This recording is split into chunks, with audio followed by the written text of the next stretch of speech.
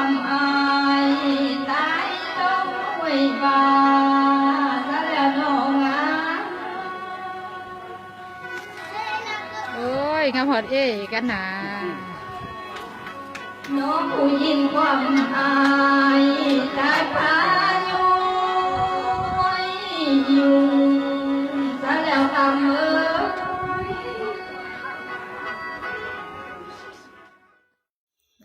คลิปนี้โฮงสิฟ้าไปเที่ยวเมืองมกเจ้าแขวงเชิญดาเนาะ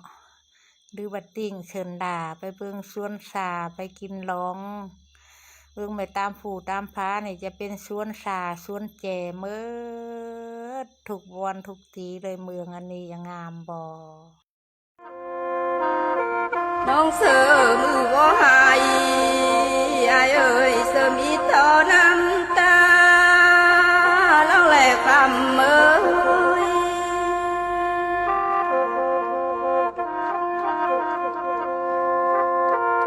น้องเสือมือบ่จ้าอายเอ้ยเสือมีต่อความเจียนเด้อเจอเด้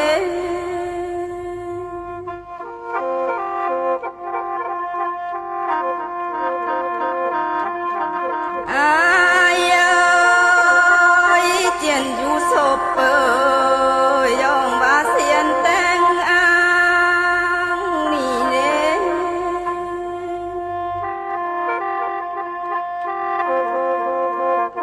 บาเจียนอยู่กลา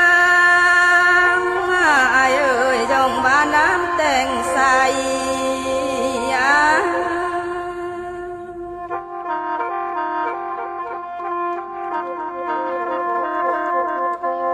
ลายน้องเสมอว่าให้น้ำตาไหลออก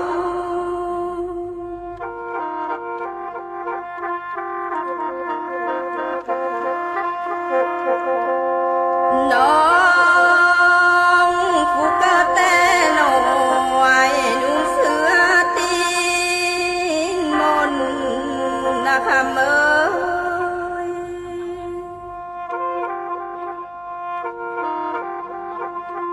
น้องเสือเกิดเป็นคนอายเอ่ยพ่อแม่แป้งปานใสเจ้าเกิด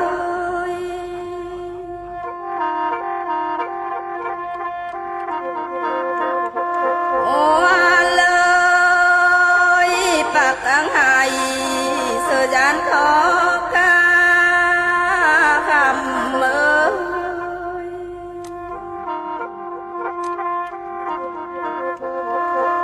ว่าปากอังนายันต้องกับเพียวว่าแป้งน้องเอ้ย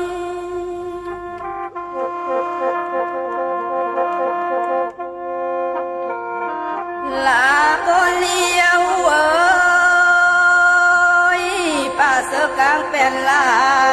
นยันตกหิงลงลินลงแหลหักเอ้ย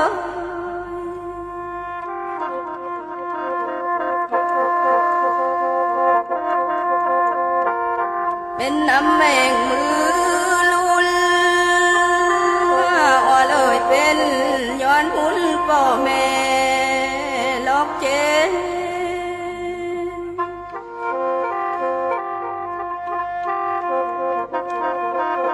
อายเอ้ยน้องก็เติบเป็นสาวน้องก็ยาวเป็นแสมาแล้วเน่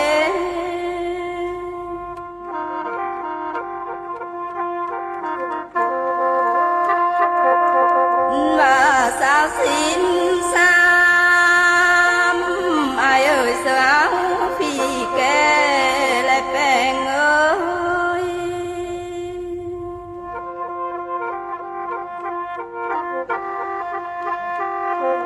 โอ้เลย30-45พ่อแม่ห้ามก็หาหูฟังความและน้อง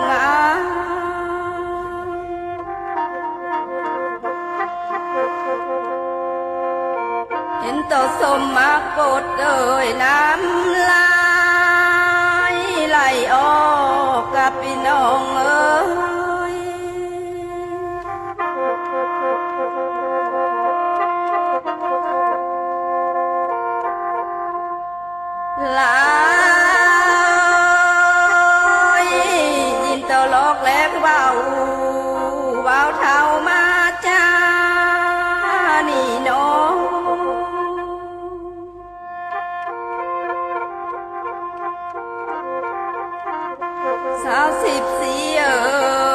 ยปัญญาบ่เห็นลายแป้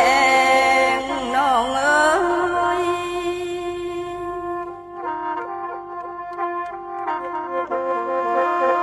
โอ้เลย14 15ไปบ่ฮู้ลายย่องยุ่ง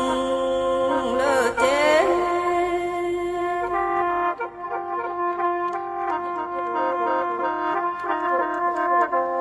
น้อ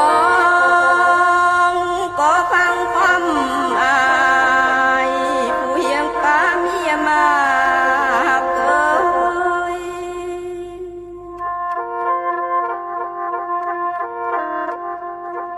น้องก็ฟังความจา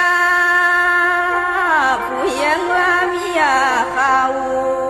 แล้วบ่คำเอ้ย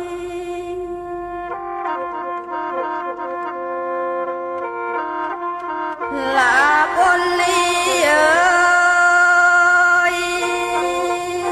เมียกบเอ้ยว่าบ่ฮู้ตึกฟ้านั่นนะ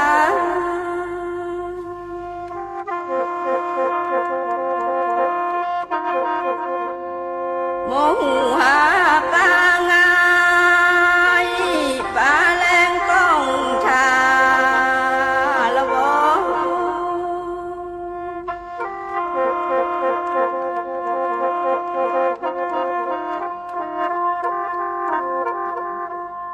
โอ้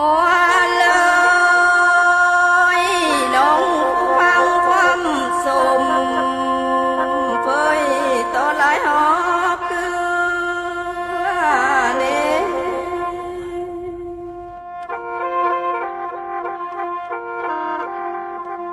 เฟยต่อเมื่อปู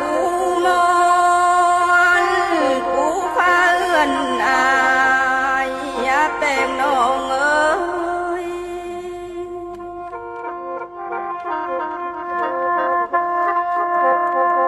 ลาคนเลี้ยวเอ้ยเหือนใจมอ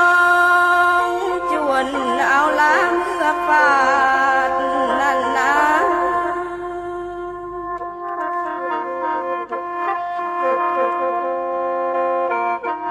มาเหือนใจโฮกะละเอ้ยจวนเอานางเมื่อเปเอาละบ่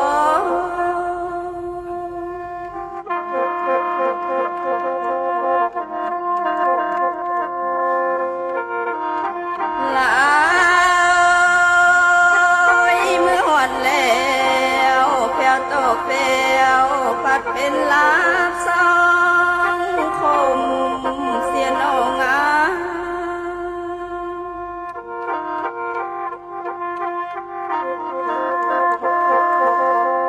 มาที่ตั้งลำน้องเสือชานปาคาแป้งน้องเอ้ย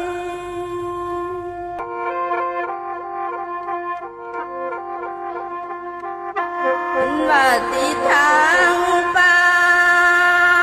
เอ้ยยานถือคมสองหน้าคำเอ้ย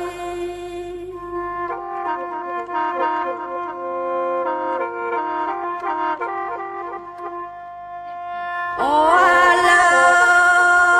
ยก็ลืมแล้วอย่ามาอายว่าบ่มา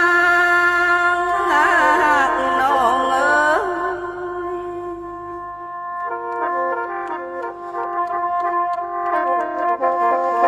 หมายหางนางแวมือนางละบ่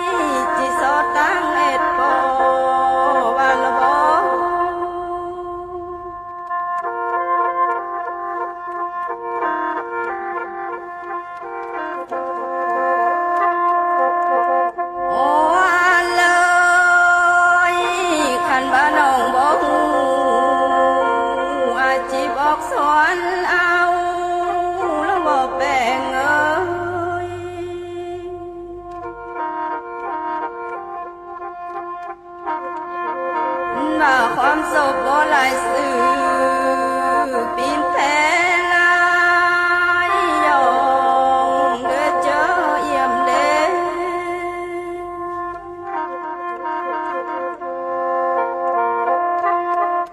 เป็นยองกวาดทาวไลอายเอ่ยจวมน้องว่าล้วนนี่ยา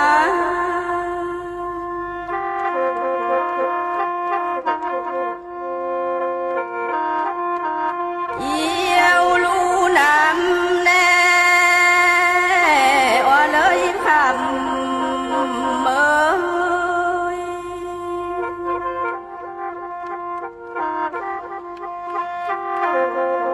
มาตกแกงลวงอายเอ่ยเสือไหลเสีย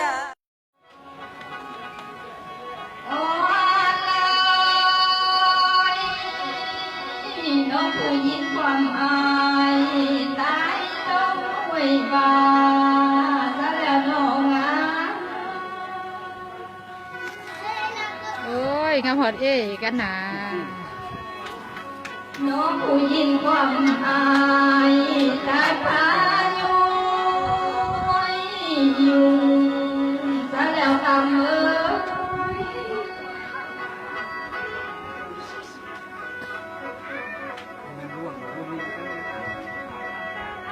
ตายคงโง่หวังเจ้าเอ็ดคนเอ่ยไหลแล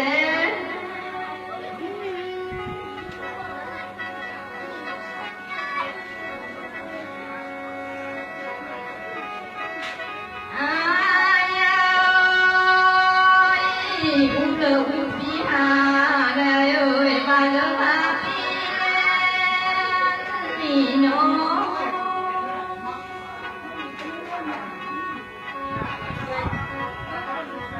cái cờ nằm tay lên lỡ em thẹn hà có vào lại là ơi con về đi nó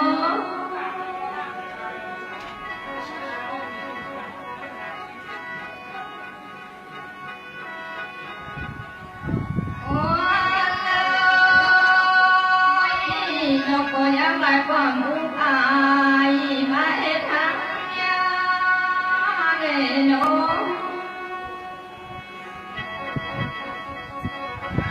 ส่งพอไปตังเลยไอ้เพ่งก็จังผู้บ้าน nhắc กู lại ความยาสายมาเอ็ดทั้งใหม่ยากละเอ่ยยากละเจ็บด้วยใจฟังแล้วที่สูงเศร้าหวาน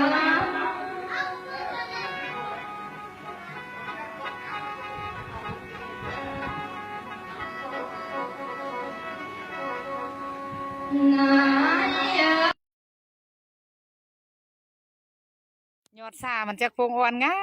มแบบนี้เลยซื้อนี่เนาะงามหลายงามหลาย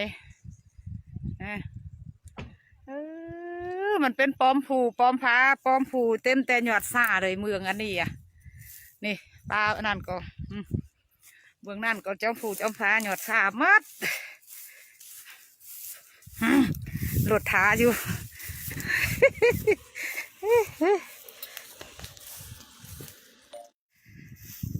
เฮ้ยสวนแจมุกเจ้าอู้งามบ่สวยก็เลยแหละกัดแกเขาอยู่กวมก่อนเด้อซื้อกันนี่ละดีมั้ยแม่ซื้อเอามานี่เอาเดียวแป๊บเดียวไปเข้าไปเลยปลาซายอดซาก็ซานี่โอ้งามได้สวยเปลี่ยนสารภาพไปโป่งขึ้นเขาก็ตัดเอาดิปลายอดซาละ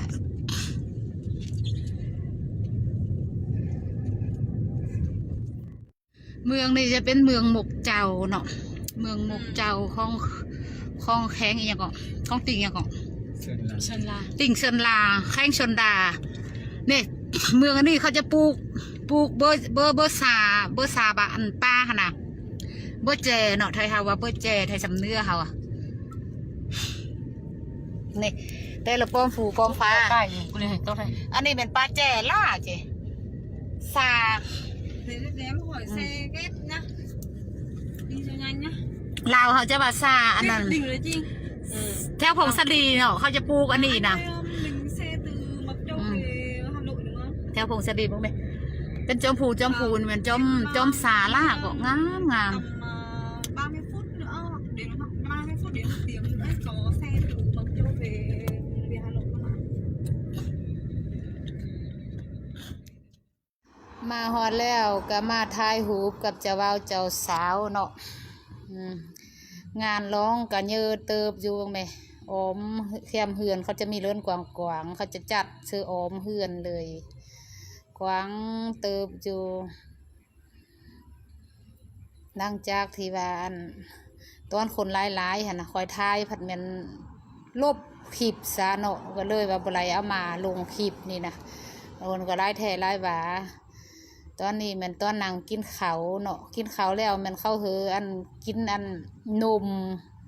ของบ้านเขาเพราะว่าเมืองนี่จะเป็นเมืองที่ว่าผลิตนมตัวนี้หั่นแหละเขาเลี้ยงงัวหลายเขาก็ผลิตนมเนาะผ่านเขาผ่านน้ำเขาก็ของกินก็ถือว่าสมบูรณ์แบบมีหลายเหยืองเนาะมีฮอด10เหยืองพุ่นน่ะพาขาโลพาร้องเขาหั่นน่ะของกินของอยู่หั่นน่ะเสียหลายแห้งตอนนั้นคนมาหลายแล้วก็ตอนที่ว่าเจ้าบ่าวเจ้าสาวหมอบค่ำหมอบของขวัญเหือเดียวหั่นน่ะลบซะก็เลยว่าจังแม่นลงลบตอนเด้อบ่ฮู้ก็เลยว่าบ่มีซ้ำเสียหลายบ่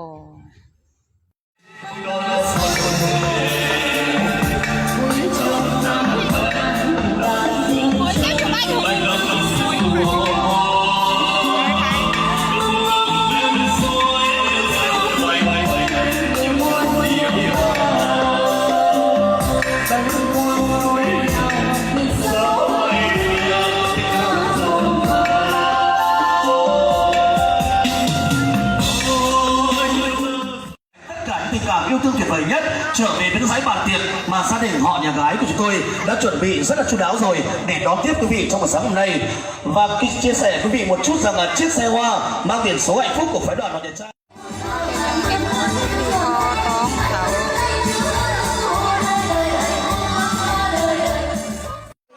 แม่นอัดถ่ายดูของบ้านอยู่เมืองบกเจ้านี่เขาจะเลี้ยงงัวหลายเขาจะให้กินนมวัวนี่นมวัวอันนี้นมวัวสมนั่นเป็นนั่นผลิตภัณฑ์ของเมืองเขาว่าซั่นเนาะของเฮียนเขาเนาะของเฮียนอันนี้ก็บกเจ้าเนาะนี่เจ้าอันนี้เขาเอ็ดกินข้าวกินน้ำแล้วแม่นอัดถ่ายด้วยของบ้านนมวัวสด